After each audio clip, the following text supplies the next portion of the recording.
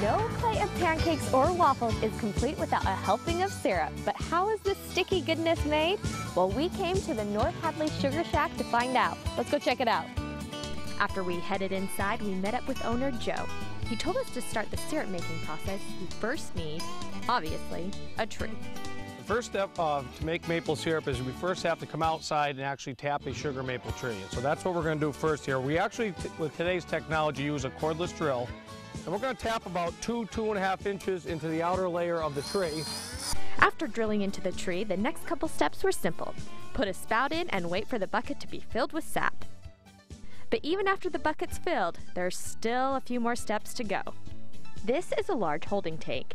After Joe and his crew gather the buckets full of sap, they bring it to this massive plastic container to hold the sap till the next step.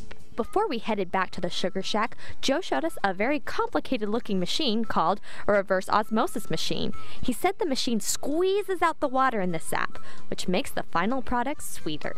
I'm glad we're finally inside, and I'm actually seeing syrup now. So is this one of the final steps in the process? This is, yeah. Now that we saw that, how to tap the tree and where the sap comes from and how we, collect the sap and filter the sap and concentrate the sap, it is time now here in the evaporator room to actually boil the sap down into pure maple syrup.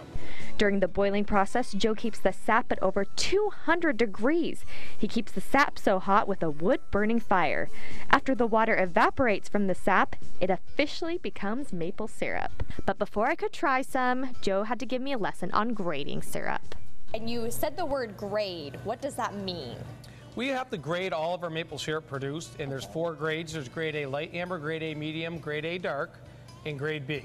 They're all extremely good. It's just your preference. The light being real light in color, real mild in the maple flavor, and the darker you go, the darker in color and the stronger the maple flavor it has with it. After my grading lesson, it was time to try some syrup. Right, so we've been through the whole process. Do I finally get to taste some syrup? You do, absolutely. I'm so excited, and this is? This is medium amber, fresh off the evaporator. Ooh, I'm so excited. Okay. That is so yummy. And that's Maple Syrup 101.